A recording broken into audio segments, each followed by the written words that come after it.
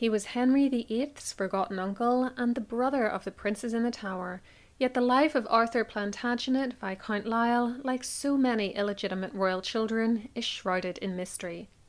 In this Plantagenet documentary from History Calling, I'm going to look at what we do know about him, from his mysterious origins to what may have happened to him after the disappearance of his brothers, Edward V and Richard of Shrewsbury, and during the reign of his uncle, Richard III. You'll hear how he integrated into the new Tudor era and worked with his brother-in-law Henry VII, sister Queen Elizabeth of York, and nephew Henry VIII.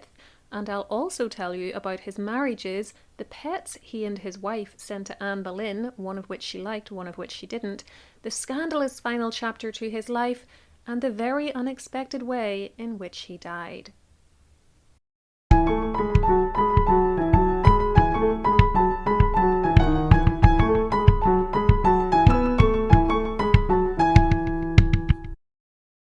Arthur Plantagenet was the illegitimate son of King Edward IV and was clearly recognised as such, given that he was allowed to use the surname Plantagenet, which was the name of the royal house at the time. Despite this illustrious paternal family line, however, so little is known about him that the identity of his mother remains unclear to this day. The most popular theory, though, is that she was called Elizabeth Lucy, and that she was the daughter of a Hampshire gentleman called Thomas Waite, Lucy being a married name. Other names which have been thrown into the ring are Elizabeth or Jane Shore and Lady Eleanor Butler, the woman Edward IV supposedly married before he wed Elizabeth Woodville in 1465. If true, that would have made the marriage to Elizabeth bigamous and their children illegitimate, and I already have a video on that topic where you can hear the evidence for and against this earlier marriage. I'll leave it linked on screen and below for you. The date of Arthur's birth is also extremely unclear. He seems to have been born before 1472 though, because there is a reference in the royal household accounts that year to an illegitimate male child of Edward's being there and receiving robes, which suggests that he was more than a baby. This would indicate that he was raised alongside his legitimate half-siblings who were born between 1466 and 1480, and who included Princess Elizabeth of York, the future Edward V, and Richard of Shrewsbury, Duke of York. These latter two are known to history as the princes in the Tower. As for how early he might have been born, well, his father was born in April 1442, and if we assume that Edward wasn't begetting any children until at least his late teens, then Arthur could still have been conceived as early as, say, 1459, when Edward was 17, and born as early as 1460. We therefore have a huge date range to contend with, though I think his later activities as a jousting companion to his nephew Henry VIII in the 1510s would suggest he was born later in this range and probably during Edward's marriage to Elizabeth, for despite their famous love union, Edward was anything but faithful to his queen and Arthur wasn't his only illegitimate offspring. There are no decent images of Arthur, and so we know very little about his appearance. I'm using generic images of medieval men for this video and maybe some AI images, but if I end up doing that, such pictures will be labelled as AI. I don't know yet if I'll be going down that road though at the time I'm recording this audio. The fact that King Henry VIII sent him a suit of his own armour at one point though might suggest that he was tall, just like his father Edward IV and Henry himself, both of whom easily cleared 6 feet, which was very unusual for the time period. Other than the 1472 document, we actually know nothing else for sure about Arthur's life for the rest of the 15th century. He was clearly well educated for the time period, able to read, write, ride and joust, and his later job working in Calais would suggest he spoke French too, but beyond that I wouldn't like to speculate. I would like to offer up one other possible reference to him though, which I can't stress enough is just supposition. Before I reveal what it is, however, if you enjoy great history content with an emphasis on royalty and the use of primary sources, why not go ahead and hit that subscribe button so that you can stay up to date with all my uploads here on YouTube. You can also become a member of my YouTube community and get bonus material and perks by hitting the join button underneath videos and following the on-screen instructions. Or you can become a Patreon at patreon.com/historycalling, where I share even more extra material, including early access to ad-free videos and mini podcasts. It's linked below for you, as is my book, Find Your Irish Ancestors Online, and my website, historycallingofficial.com, where you can sign up to my free mailing list and get 2 complimentary downloads. As you may know, Arthur's father died in April 1483, leaving the throne to his eldest legitimate son, who was only 12 years old, and who became Edward V. Edward V, however, was soon placed in the Tower of London, along with his little brother Richard of Shrewsbury, on the orders of their paternal uncle, who then declared himself Richard III. The 2 boys were never seen or heard from again, and although I always get blowback when I say this, I think the most likely scenario is that King Richard had them killed. Their exact fate, however, is one of the English royal family's greatest mysteries, and it continues to spawn documentaries and books to this day, claiming that they have solved some or all of the puzzle. In one such documentary, aired on Channel 4 in the UK, and which I reviewed, I'll leave the relevant video link below for you, a document was produced which referred to a son of Edward's being on mainland Europe in 1487, having been, quote, expelled from his dominion. Now, the presenters argued that this must have been one of the princes in the Tower, who somehow escaped from that great medieval fortress, made his way to mainland Europe, and yet left virtually no paper trail. But as I said in my review video, even assuming this wasn't a medieval typo, Edward IV's nephew, John de la Pole, Earl of Lincoln, was in Flanders at the time, having fled England, and the document could have referred to him. It could also be a reference to Arthur, as we have no idea what he was doing or where he was during this period, and of course he also fits the description of a son of King Edward. Unfortunately, neither possibility was mentioned during that documentary, which I felt really cherry-picked the evidence it discussed to support the theory its presenters wanted to be true. By the by, since that documentary aired, another has come out with an entirely different take on the mystery, and which I also reviewed. Again, I'll link it below, along with a video I made which looks at all the evidence for this case in detail. So we don't know how Arthur responded to the death of his father, the disappearance of his brothers, and the reign of his uncle Richard III, nor do we know what he made of the conquest of England by Henry Tudor, who became Henry VII in 1485 after winning the Battle of Bosworth, at which Richard died, and who married Arthur's half-sister, Princess Elizabeth, in January 1486. Their first son was born that September and given the same name as his half-uncle, but I wouldn't read too much into this. Rather than being a nod to Queen Elizabeth's illegitimate half-brother, Prince Arthur Tudor was named in honour of the mythical King Arthur of Round Table fame.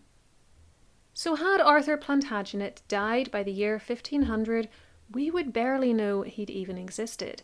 We have only 1, maybe 2 references which might be to him over the preceding 3 decades, neither of which actually name him.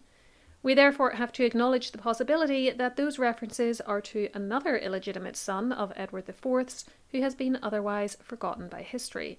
For one thing we do know is that Edward got around, and I hope I've demonstrated to you by now how light the surviving paper trail for an illegitimate royal child can be. We now come to the later part of the reign of Henry VII. In 1501, the king recommended an illegitimate child of King Edward's to his own mother, Lady Margaret Beaufort, and this is more likely than not a reference to Arthur.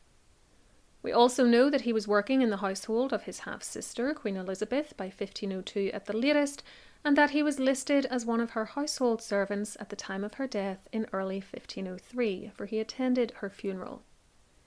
David Grummett, writing in the Oxford Dictionary of National Biography, notes that Arthur must therefore have known his half-nephew, the future Henry VIII, from childhood, because Henry was being raised at Eltham Palace under his mother's supervision, and I think this is a fair enough assumption. Certainly, their later close relationship, despite a huge age gap, suggests that they had a long history together.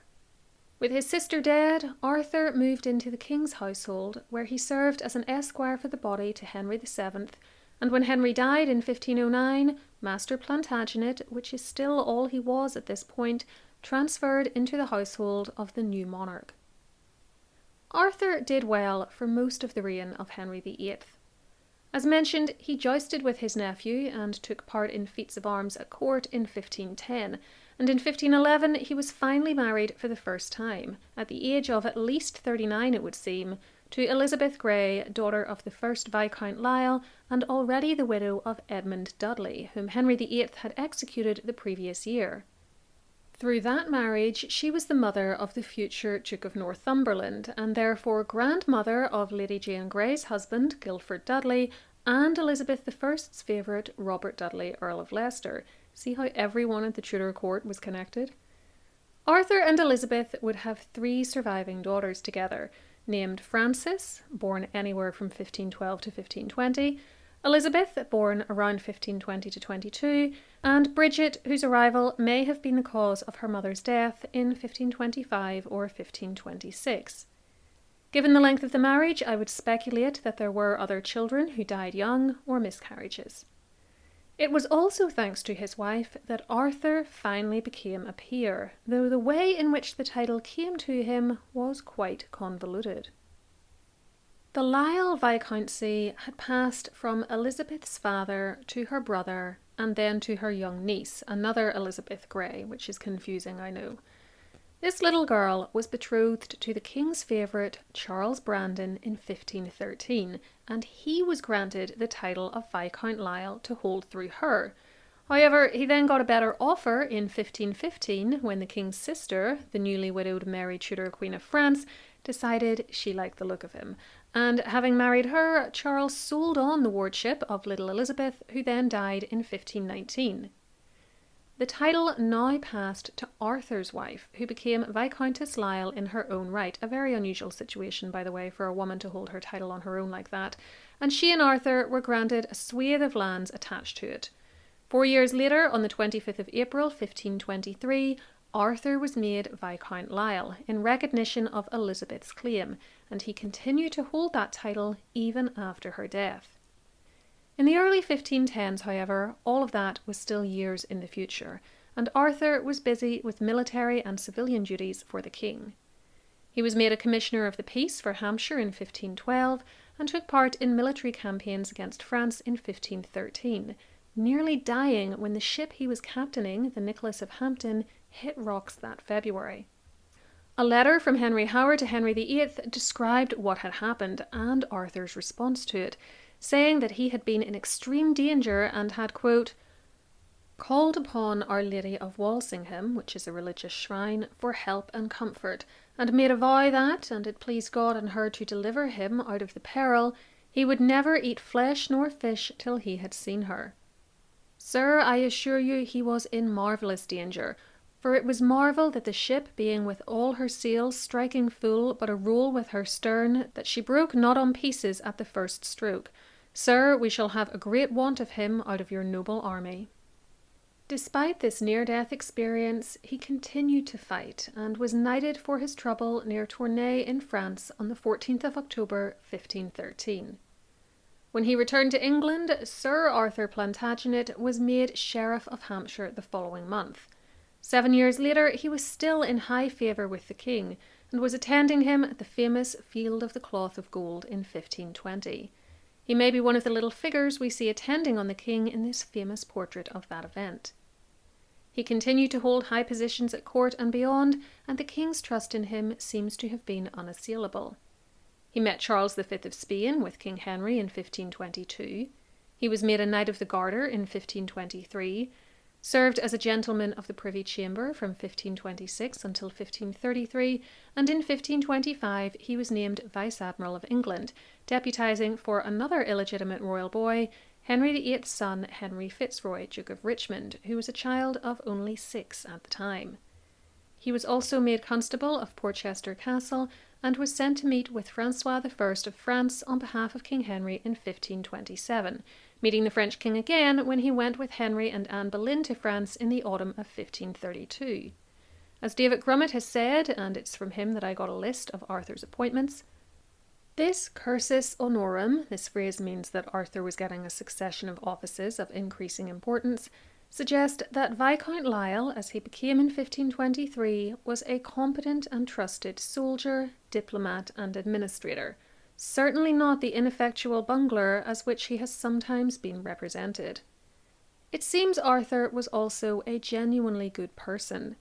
Henry VIII found him to be, quote, the gentlest heart living, which only makes the king's later treatment of him, which we'll come to shortly, all the more disgusting, while John Foxe wrote in his famous Book of Martyrs that Arthur was, quote, of a most gentle nature.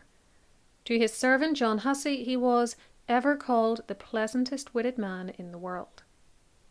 Lord Lisle remarried in 1528 to the widowed Honour Lady Basset, née Grenville. The new Lady Lisle was a forceful and organised personality who brought him 7 stepchildren, but she was already well in her 30s, maybe even her late 30s, and the couple would have no offspring of their own. There may have been a miscarriage in 1537, however, though bear in mind she would have had to be in her 40s by that point, and eventually Arthur's daughter Frances would marry Honour's son John Basset. The Lisles were evidently in love. When apart, Arthur once wrote to her that, "I had never better health, but I think so much on you I cannot sleep in the night."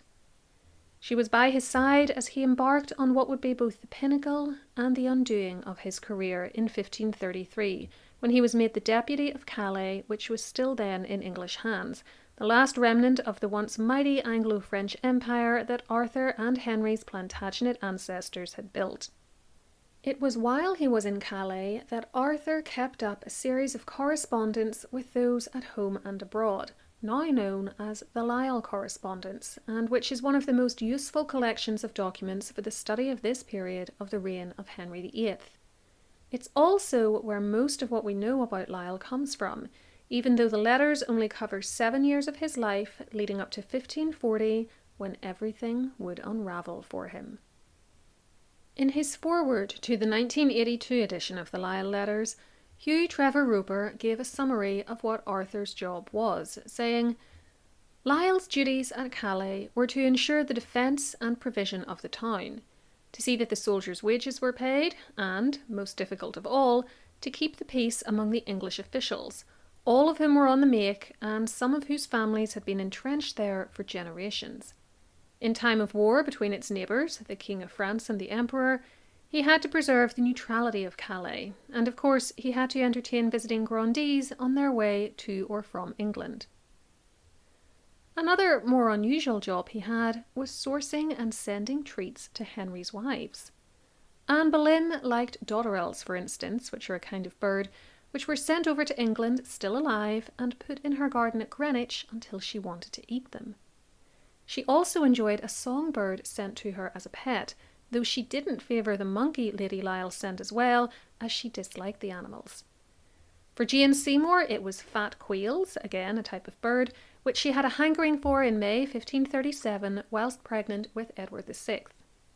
Some duties were less pleasant though, and as the governor of Calais it was presumably Lord Lisle who had to arrange to send over the town's executioner to relieve Anne of her head in 1536.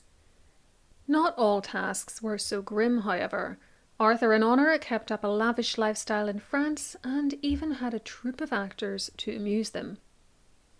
Arthur's time in the country has received a mixed response from historians.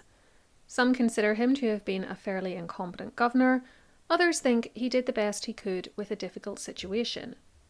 For instance, there were arguments over who should get jobs within the governor's retinue, one of which, with the Mayor of Calais, who wanted his son to get a position, dragged on for years, and Arthur couldn't leave Calais without royal permission.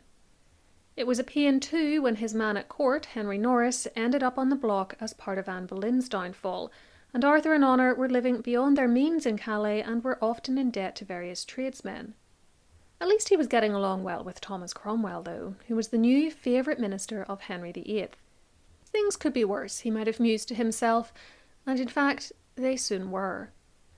We now come to the year 1540. For context, Henry VIII was in a miserable marriage to Anne of Cleves, whom Arthur will have met at Calais in late 1539 while she was travelling to England, which he was desperate to get out of, so that he could marry her lady-in-waiting, Catherine Howard, and he was in an increasingly bad mood with Thomas Cromwell, who had been a supporter of the Cleves match. Though Arthur had previously maintained good relations with Cromwell, things had soured between them over religious policies, and Arthur gradually allied himself with Thomas's enemies. Cromwell wasn't going to take this lying down, though, and the king's uncle was called home to England, his papers were seized, which is why we still have them, and he was arrested and thrown in the Tower of London on the 19th of May, the 4th anniversary of Anne Boleyn's death, if anyone's interested. 2 days later, the French ambassador, Charles de Marillac, described what had happened and why in a letter to Anne de Montmorency, who was a French nobleman despite that first name. He said, 2 days ago, at 10 o'clock at night, Lord Lisle, deputy of Calais, uncle of this king, was led prisoner to the Tower, where previously 3 of his servants had been sent, and similarly today a chaplain of his who came in a ship from Flanders. It is commonly said he is accused of secret intelligence with Cardinal Pole, who was his near relation, and of certain practices to deliver the town of Calais to Pole. However, the said Lord Lisle is in a very narrow place, from which no one escapes unless by a miracle.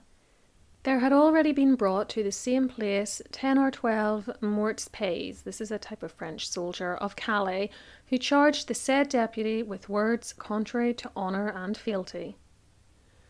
De Marillac was correct, by the way, that Lord Lisle was accused of treasonable correspondence with he and the king's first cousin once removed, the exiled Cardinal Reginald Pole, son of Margaret, Countess of Salisbury. Lady Lisle and the daughters who were with her in Calais were also detained and placed under house arrest there. This was a very unexpected and scandalous turn of events. There had never been any hint that Arthur was anything but a loyal subject to his nephew. He'd somehow successfully navigated the Wars of the Roses, made his peace with the new Tudor regime, survived a shipwreck, and been a close friend of Henry VIII's all these years, and yet now he suddenly found himself languishing in the Tower. In some ways, it's even more surprising than what happened to Anne Boleyn, who, after all, had a famously tempestuous relationship with Henry, who was known to fall in and out of love rather easily, and wasn't able to provide him with a son. Of course, Arthur wasn't the only one the king turned on that year. Cromwell himself quickly went from the one ordering the arrests to the one being arrested, and he was sent to the Tower too on the 10th of June, then executed at the end of the following month, having been charged with, among other things, treason for communicating with heretics at Calais. Arthur was plainly innocent, but as Anne Boleyn could have told him if she hadn't been lying in pieces under the floor of the nearby chapel of St. Peter ad Vincula, that didn't really matter to Henry VIII, nor did the fact that he and Arthur were family. So instead of going free, Viscount Lisle remained in the Tower for over a year and a half, during which time his cousin, the aged Margaret, Countess of Salisbury, was executed. He must have wondered if he'd be next. Finally, however, the king relented and made moves to free his now elderly uncle, a man who'd always been loyal to him and who he'd known since childhood. In January 1542, Lisle was restored to the Order of the Garter, and on the 3rd of March, royal servant Thomas Wriothesley, later Earl of Southampton, came to see him with the wonderful news that he was to be set free, with his honour and goods restored, as de Marillac would later write. Unfortunately, the shock of it all was too much for Lord Lisle, and he promptly dropped dead from his rejoicing, presumably of either a heart attack or a stroke. Either way, the timing of it all is something stranger than fiction. Not many of Henry VIII's family members were sent to the Tower and then pardoned, and it was a cruel twist indeed for Arthur to die a free man, yet still in his prison. He was buried in the Tower just as so many of Henry's other family members were, including wife number 5, Catherine Howard, and one-time sister-in-law Jane Boleyn, who'd been killed just a few weeks earlier. I don't know the exact location of his grave, but I would assume it's in the chapel of St. Peter ad Vincula, though not under or around the altar, which is where all the really famous people are or are assumed to be interred. His distraught widow was released and lived on until 1566, while 9 days after his death, his title was given to his stepson from his first marriage, John Dudley. And so ended the life of a man who always lived close to the throne but never had any claim on it. Someone who seems to have been a pleasant, inoffensive gentleman of the court, always loyal to his Tudor masters, and yet who ultimately died as a result of an odd combination of Henry VIII's anger and his mercy. He's not well remembered by history, and much of his life is a tantalising blank. But Arthur Plantagenet will have known, and even been related to, all the major players of the closing years of the Wars of the Roses and the early to mid-Tudor period. And if we could only talk to him now, I'm sure he'd have some stories to tell. I hope you enjoyed hearing about his life. Let me know below if you think he might have been the son of Edward IV, floating around mainland Europe in 1487. And to learn more about some of the incidents and people mentioned in this video, try one of these options next. Whatever you choose, please enjoy, and until next time, keep learning.